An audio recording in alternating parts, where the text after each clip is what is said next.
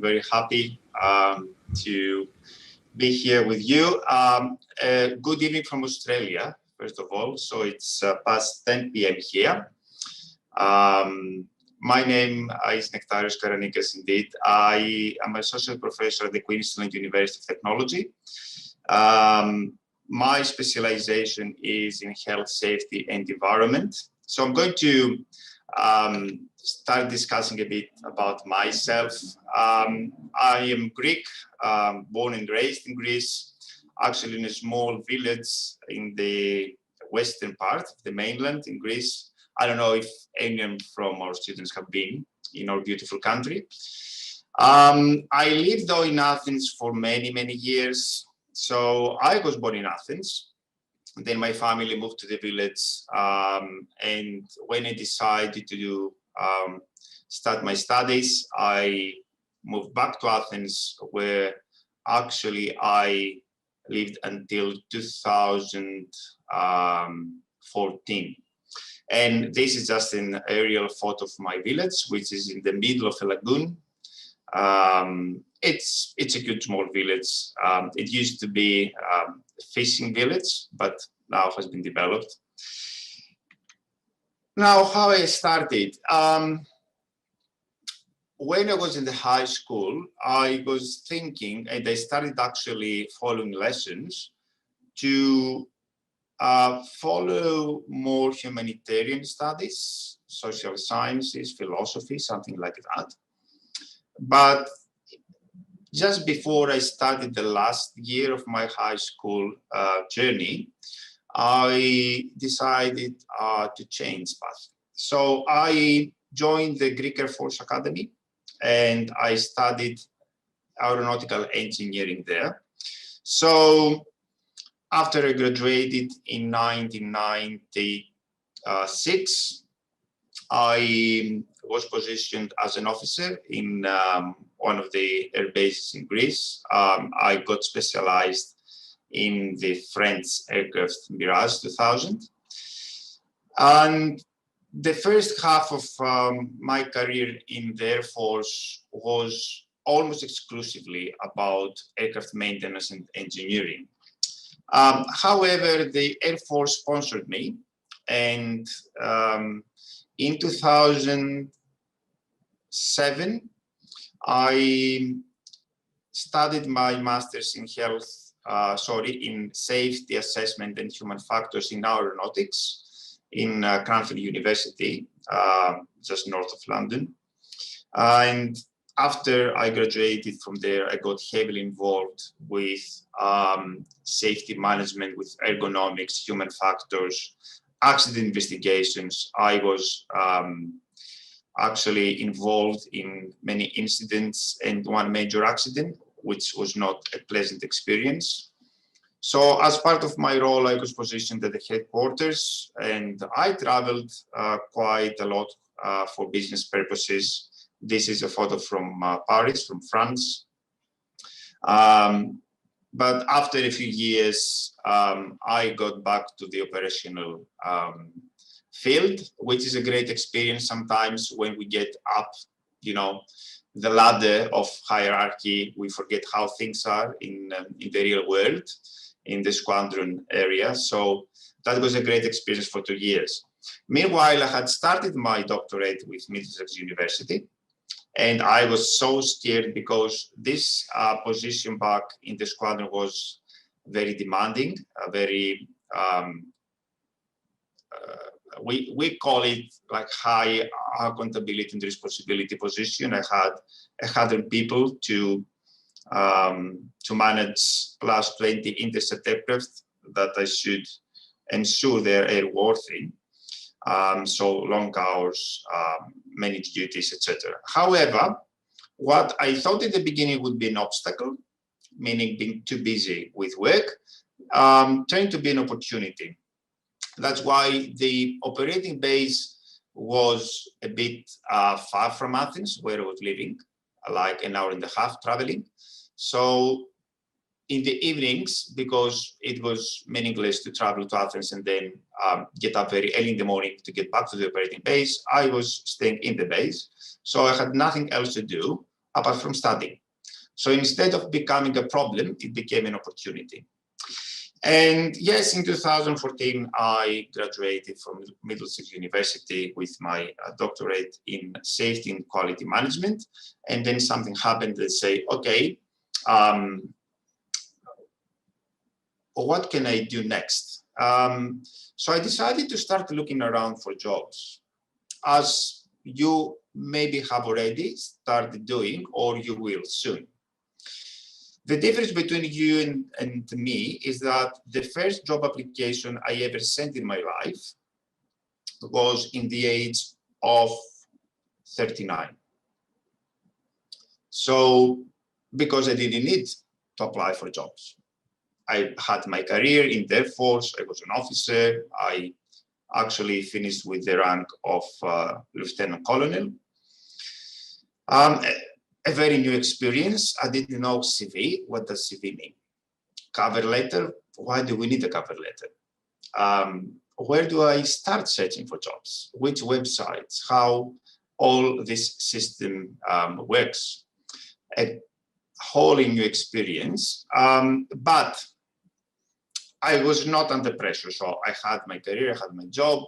I had the time to discover the landscape, how we apply for jobs. I learned through rejections to read better, to understand better the needs of the company, of the employer, and to be able to sense what value I can add.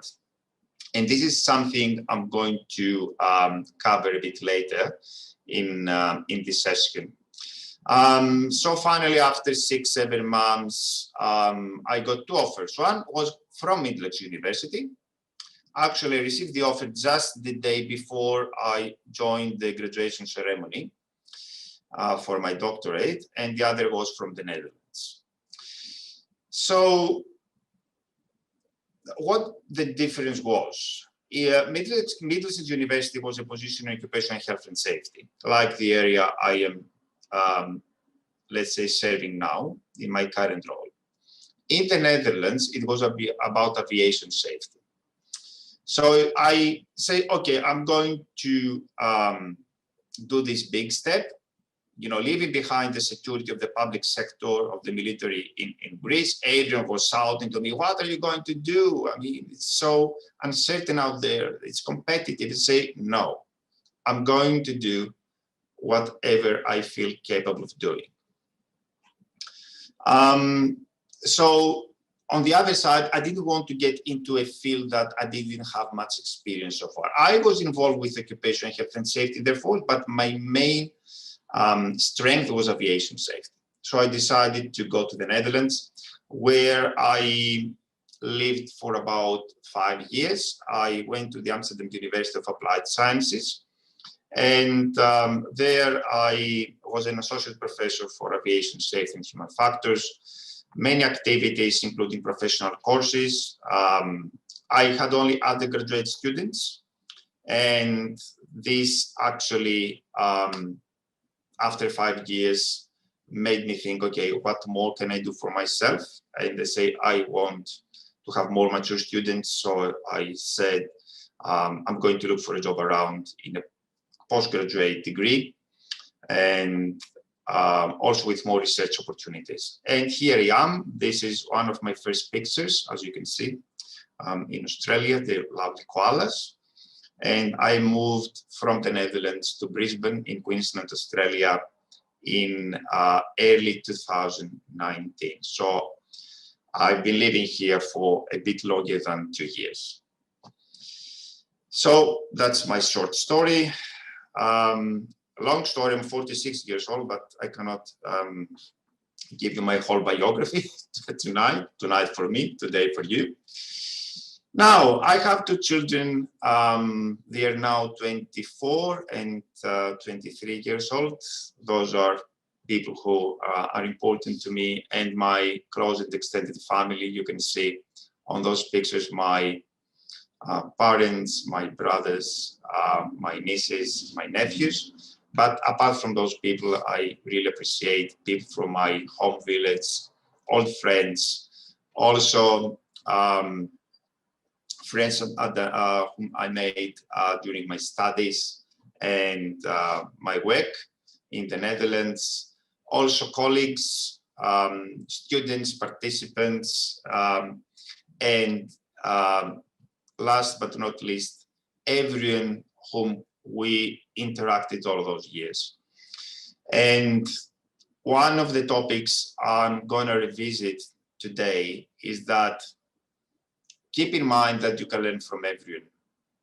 And we need to pay attention around, it's not only about the very close environment, it gives you opportunities for learning and developing yourself, but keep your senses open, your ears and your eyes, and whomever you interact with, you can learn from.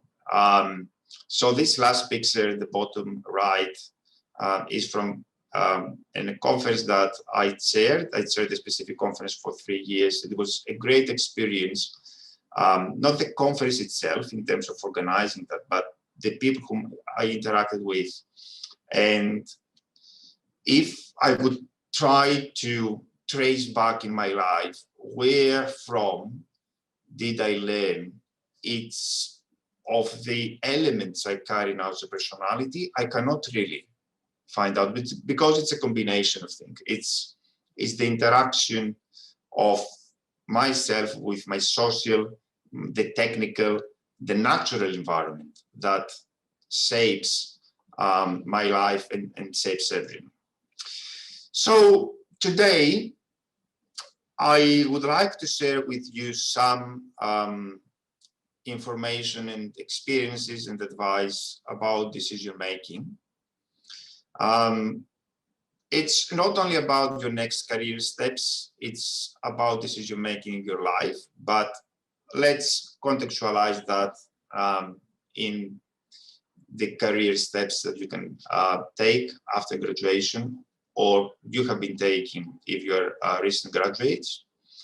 Then the lifelong learning. Learning doesn't stop with graduation. And it didn't start when you enrolled as students in Middlesex University. The third part is, how can you sense whether the expectations you have for the future are realistic? Why do we need to do that? Because sometimes we feel depressed, we feel disappointed when we fail. And that's very human. Everyone feels so. One of the ways to save ourselves from the anxiety and those negative feelings is to understand where we stand. Because when we have expectations far beyond our reach, actually, we plan for failure. So we try to apply for jobs, we try to do things that we're not ready for yet. And when people assess that we're not a match and we receive the rejection, then we say, oh, why? Well, one, we're going to discuss the side of the employer, but we need also to reflect on whether we understand our position, our experience, our skills, and where we can start from. So going to the first topic, the decision making. So how we make decisions? We receive information, stimulus, clues from the environment, and we decide, and then we respond. However, there are a few things around decision making that play a huge role. What do you believe is the first ingredient in a good decision making? What do you need first before making any decision? Please feel free to put it in the chat box or just unmute yourselves. Mary.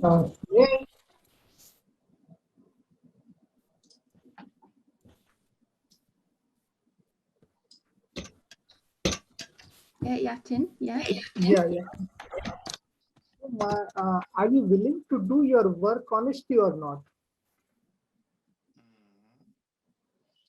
Yes, that's a valid point, but let's take it a bit more abstract. Do not go very technical. Or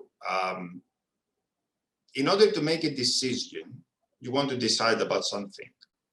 What do you need to consider first before making any decision, before getting into the process of decision making? What I want to, what? I think the research and collect information. This comes from the stimulus indeed, okay?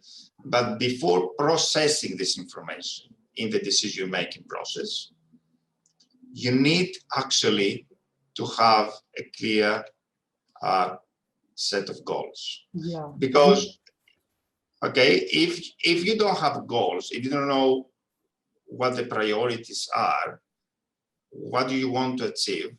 I mean, decision making will be a random process. You will still make decisions, but without a direction. So you need to think what the goals are. And now the decision making itself as a process has some steps.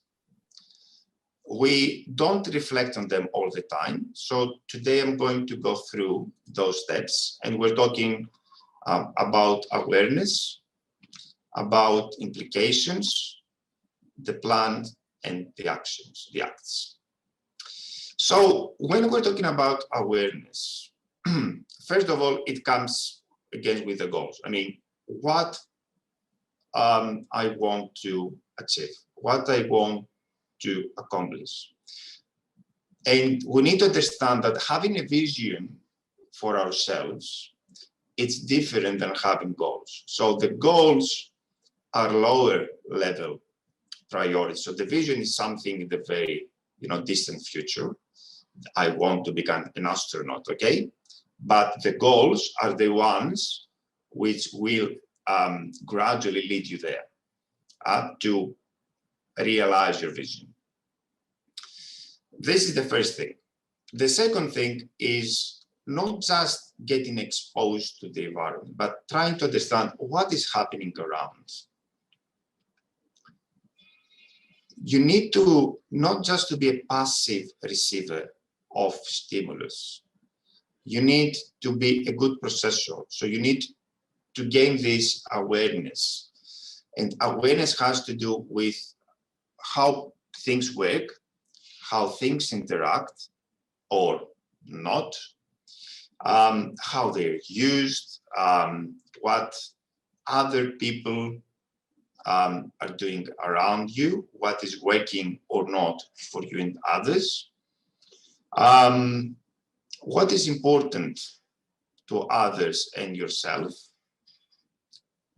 All those aspects actually provide you with a good first awareness, a state of the environment, what the reality is. Because I think sometimes we get bombarded with information, and we think that the more we read, the more we watch, the more we observe, that the more knowledge we gain.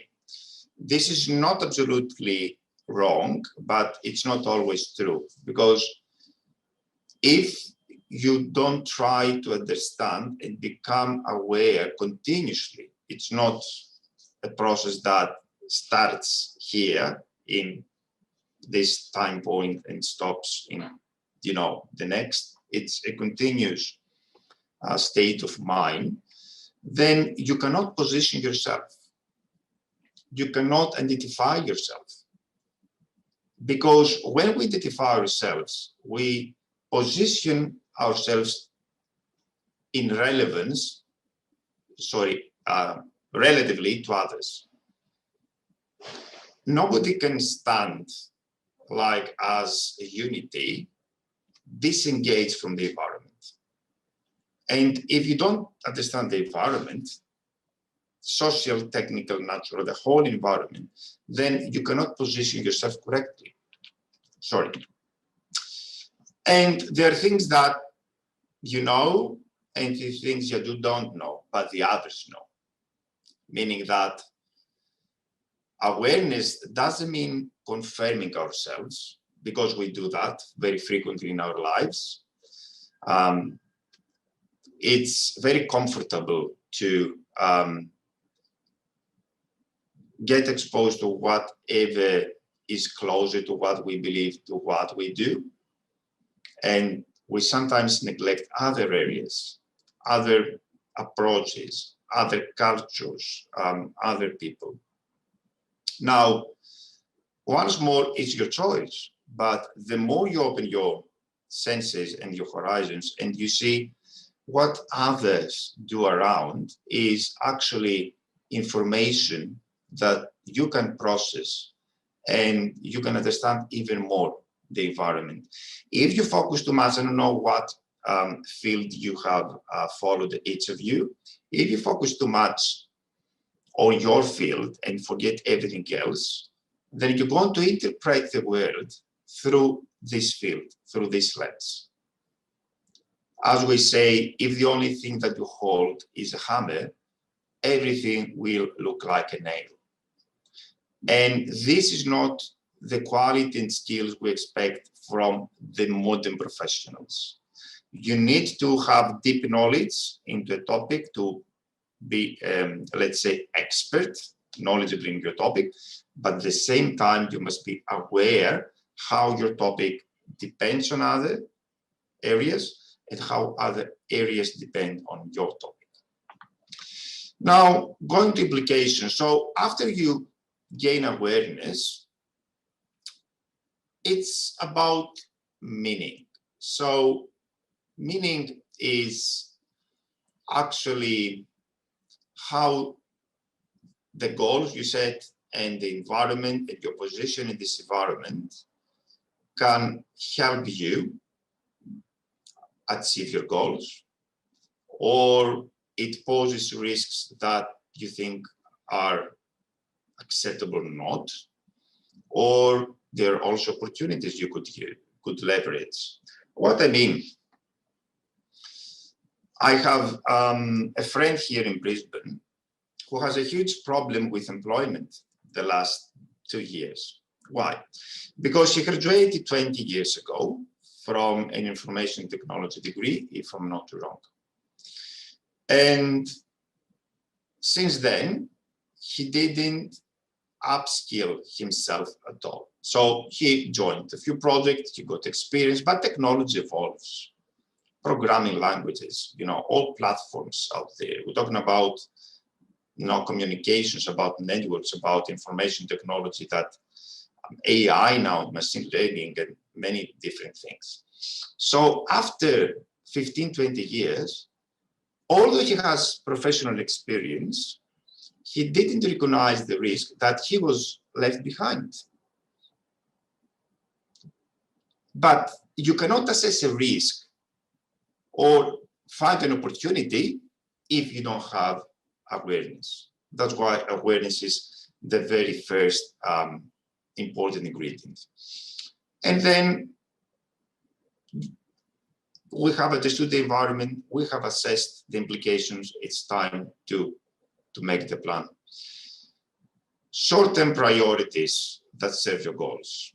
Steps, small baby steps that will lead you where you want to be. Check for alternatives. Do not stick with one approach. Do not stick with one type. When, let's say, whatever you can imagine. Sometimes we have one CV and we send it everywhere. Well, it can work sometimes, it cannot in other times. So we need to adapt. We need to have backups. If, let's say, in one case, we have more than one options, it's always better. We have redundancy. Then you understood in the previous step that I I have a good skill set, but the industry needs something more in terms of technical skills. Do I have the space, the opportunity to upskill myself, to do something else? You have resources. How are you going to allocate them? If you put all eggs in one basket, then you might lose all eggs. It's a high risk. So how do you actually allocate resources? Has to do with your time. It has to do with the income that you might have, your efforts, your energy. And it's not bad to revise the plans. Things change. Things have been changing for centuries, for thousands of years. It's fine. Do not feel ashamed that you plan to do something after graduation and you're going to do something else. It's not the same. There is no definite route. You know, you're going to find your way, but you need actually to be able to adapt to the reality. Do not ever feel that the journey is over, that you cannot learn more, that everything around cannot give you a better understanding of the world, and etc. So this is a trap that many people fall into. And put things in action. Do not be afraid of being judged or being criticized. It's fine as long as you learn from that. Do not take it very seriously. If you know yourself and where you stand within the environment, then it might be the case that the others cannot appreciate what you have to offer. And if they cannot appreciate what you have to offer, then maybe you wouldn't like to work for them. You would not be probably, very happy. And try to experiment. What I mean here, even before graduation, start sending your CVs out there, sensing what is happening. Check the advertisements, the vacancies out there. What do they need? How much space do I have there? There's no perfect candidate, my friends. I mean, you can see long descriptions about skills and experiences and things like that. Do not get discouraged, because as my colleagues back in the Netherlands used to say, we're looking for the sheep with the 5 legs, which does not exist. But there are things in the job descriptions, in the vacancy advertisements that are basic. I mean, if they look for an engineer and you have finished now arts, then yeah, it's not a match. Now, if they look for an engineer and with, let's say, knowledge in a specific area, and you think that you can develop the skill, and you can maybe be honest with your application that, this is my background, this is what I can add, as value to the business. This is my plan for the future. I would like to learn more through my work, and I'm very happy to upskill myself. Then employers will read through your application with a different, approach. And learn from your successes and grow from your mistakes. Do not bother too much. Everyone has failed. I have failed many times, and they're still failing.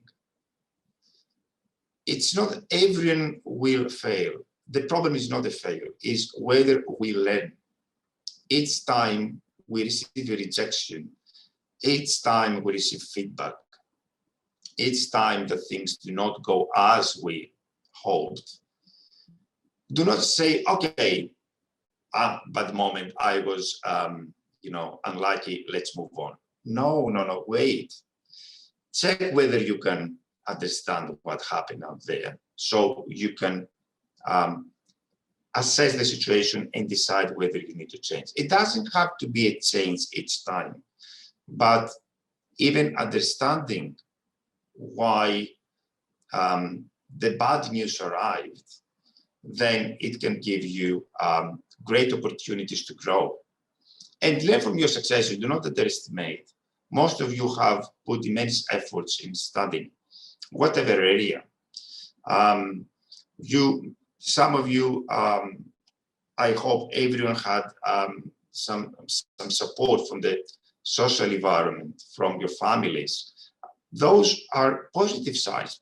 This means that people appreciate you, they love you. And also there are small successes that you can get some strength and energy from. So keep the balance between negativity and extreme positivity. You don't want to become complacent, like think that you are the star out there and each company is waiting for you. Where is Nectarius? Where is Nectarius going to graduate? But on the other hand, do not feel like, oh, there's so much competition out there, where they start from, it's hopeless. No, go for it. Do it, and you're going to succeed at the end. You might not achieve all your goals at once. It's fine. Keep your goals, be adaptive, and, when it's time, the good news will arrive. Now, the second question for you tonight, after I discussed the process from receiving, becoming aware, assessing the implications, making plans, and acting, what do you think are the 3 most critical resources you need to make a good decision?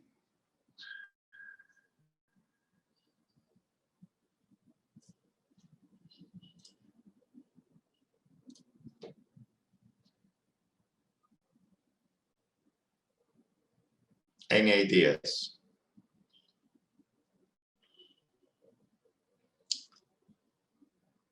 Think of yourself when you had to make a decision. What are the 3 critical resources? You can state just one, it's fine, that you needed to make a good decision.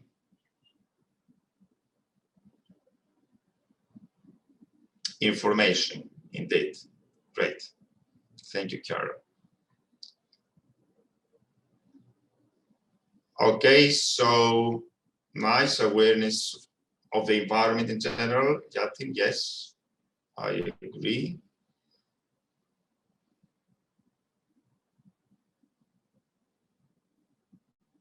Anyone else would like to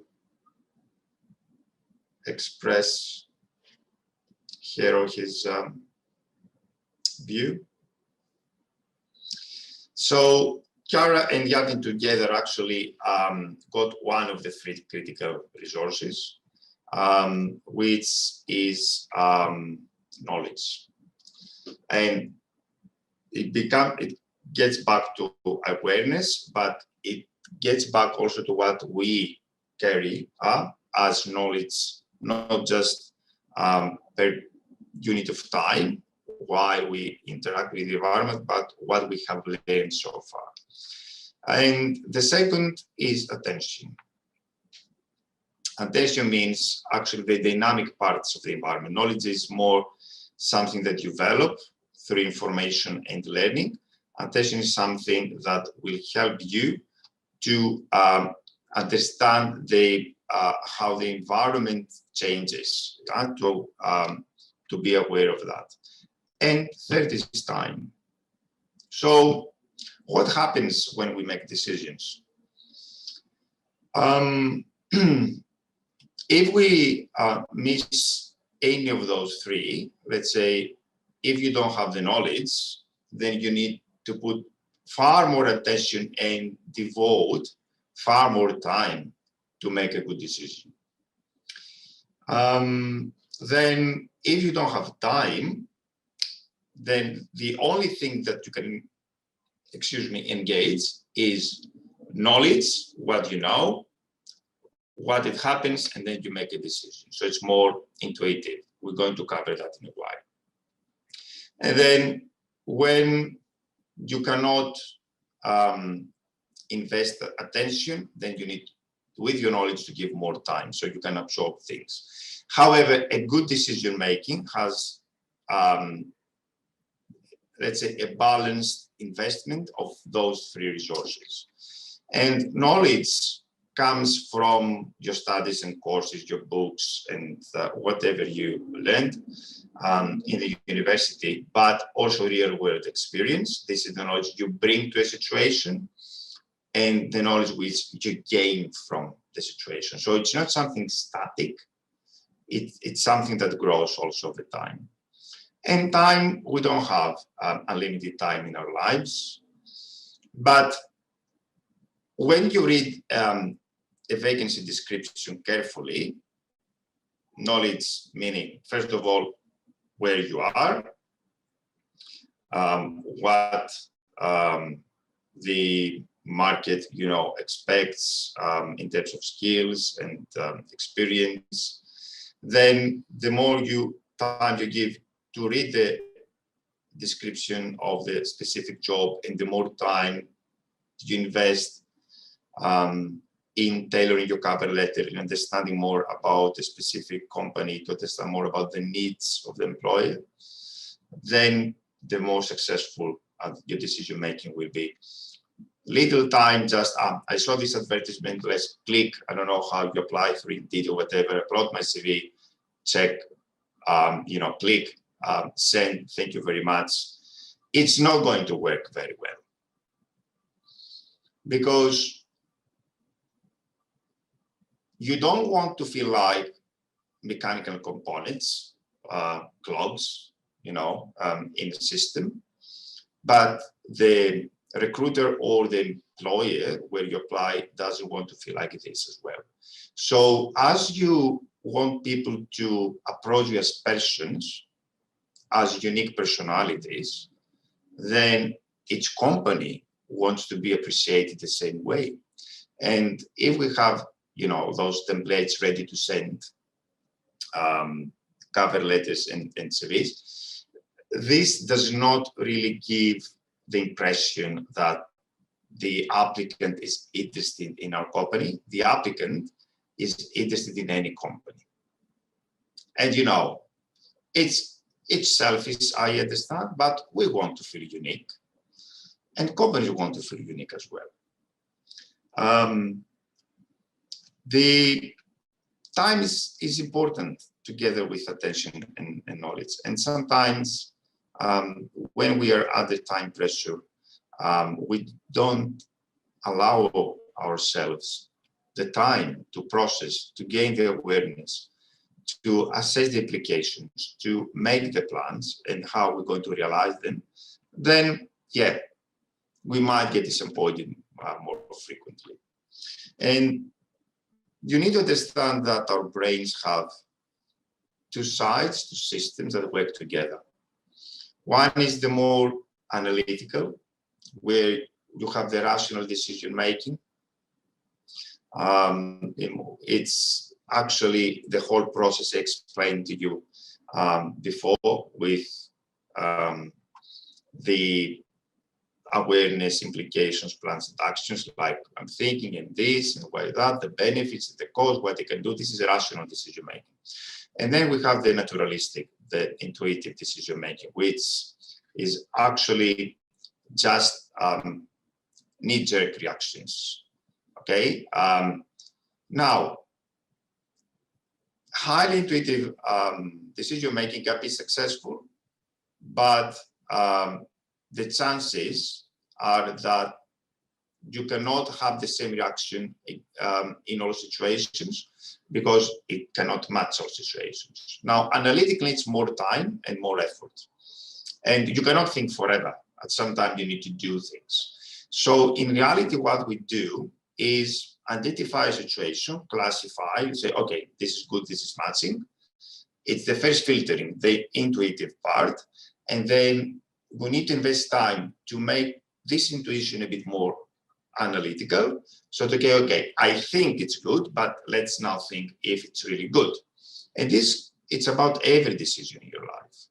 Big decisions. I'm not talking about whether you're going to cook tonight or you're going to order, but we're talking about those decisions to join a company, to follow another course, to change country, as I did twice in the last 6 years. It can feel nice. This is the naturalistic decision making. It can look promising, good, but you need to engage a bit of, logic, a bit of processing to just once more save yourselves from getting disappointed and making yourselves more successful. And sometimes this is the common and uncommon matrix between what the situation is and what we think it is. So where you would like to navigate yourself is the common, or uncommon, uncommon, meaning that the situation is common, means that and our thinking is common. This is the reality. So what we think something is, this is the reality. Or when we think that it's not a match, that it's not good, then it's really not good. The problems is when we have an uncommon situation, like let's say a situation that does not match your skills and knowledge, and you think that you're the greatest candidate, then it's a failure to recognize the situation. The other failure, which we underestimate sometimes, is when it is a common situation, meaning that it matches your knowledge and experience and skills, but you think it does not, or you're afraid to apply, or because it has 15 bullet points and you satisfy 10 of them, say, no, I'm not going to do that. This is conservative behavior. It's still a failure because you missed the opportunity. And all those frameworks will not work for you if you don't go back to what we discussed, if you don't invest. And investment regarding learning has different stages. So you see just one framework here, called decades ago, about feeling, watching, thinking, and doing. And you see a cycle. It's a continuous process. It's about experimenting. It's about getting real world experience in real circumstances. It's about not just observing, but reflecting when you observe. Why do things happen this way? What can I do more? How can I improve myself and at the same time help others, add value to my colleagues, to my employer, and at the same time conceptualizing things. I mean, checking the big picture, not only your working environment, not only your course, not only what you're going to do next month or during the summer, but saying, okay, how do I envisage myself? What is going on around in the world? This whole cycle is non-stopping if you want to. If you want to grow yourself, do not think that learning is now over. I got my degree and I know everything. No, you have the baseline. You have the basics, the basic qualifications, skill and knowledge in your field. But there's so many things yet to learn. So learn from yourself. This is the mirror on the left. Learn from your family. How people feel. how they interact, how I feel together with them, and why.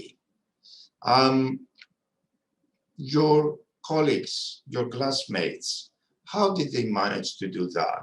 And why did I do better on this occasion than them? Why in your working environment, teamwork works sometimes and teamwork does not work all the time? What is my role in the team? Is it just the technicalities of the job? You will see it's not the technicalities. Most of the companies, you know, receive plenty of CVs, and most of the candidates meet the technical requirements, like specifications, you know, of the job. They're not looking about, they know from your CV that you have graduated and you have some experience and whatever elements you have included in your CV. They're looking actually if they can work with you. And because I have conducted interviews as an employer for research projects, everyone was a great candidate in terms of qualifications. They have their master's degrees or PhDs. Actually, when we're interviewing people, the only question we ask ourselves and we answer with the team is, would I like to work with this person? So do not forget that. And the learning mindset about your company, about the world, about what is going on in the market, what is going on in your field. Join associations, professional associations, join communities, do voluntary work, gain experience, learn from everything around, everyone that you interact with. And channels, it's not just the books. The books is one channel. News, read the news. It's not only, you know, and the social platforms. News, what is going on around? And there are professional magazines, maybe tailored to your field. Do you like watching films? It's a great learning experience. If you don't act as passive receiver, I'm just, you know, sitting there looking, or wow, how sad, and you don't understand and you don't observe, oh, why did this person make this decision? What is the connection between things? Well, they're not reality, but you can learn from, you know, how people see interactions and relationships working or not. Arts, you can learn from arts. When you listen to music and the lyrics, okay, what is this person trying to tell me? What is this painting trying to tell me? And nevertheless, use your social media. But if it's about your ego only and about showing off, you're not going to learn. Of course, share your pictures and have fun, but at the same time, you can follow pages that can give you more information about your profession, about your field, etc. So my message is that you can learn from everyone and everything. And if you have this mindset of lifelong learning, then you're going to have fewer disappointments, more informed decisions, meaning more chances to succeed. Do not confirm yourself. Do not go only to the direction that will make you feel good. Be brave enough. Get out of your comfort zone. Try to test your beliefs and whether what you think you are, you really are. Increase your awareness. Use everything around to reflect on yourself, not to judge others, just to understand where you're positioned. Understand the needs of others, the context of the organization. Do you really need them, or you're just desperate to find a job? I told you, time pressure, which brings this, you know, desperate feeling, it's not a good advisor. You're going to invest time to apply for many jobs, and then you will getting more and more disappointed with the more rejections you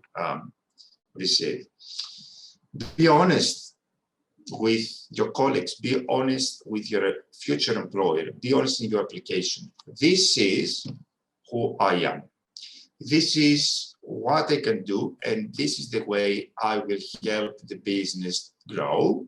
But I read in the description that you need that. I'm very glad and very happy to strengthen my skills, to get more experience in the field and become the employee which you actually envisage. There is nothing wrong. Be honest, be genuine. Do not be technical. Do not try to cheat people, because people are, clever as well as we are. And if you're not selected, it's not a catastrophe. It doesn't mean that you're not good. It means that it's not a match. One of the interviews I conducted back in the Netherlands, I was trying to find a research assistant for a project. So I needed somebody that is interested in research. And there were many people that came and applied. And finally, we didn't recruit anyone because we understood most of them were not interested in research, were interested in finding any job. And that's not the best of the signs. So you have done great things so far. Congratulations on your journey. Well, you survived the pandemic, which is also a great success. And, whatever we have inherited to you, can be bad, can be good. Just take this knowledge and experience from our, let's say, older generations and make the world better than we have managed to do so far. So thank you very much for your attention.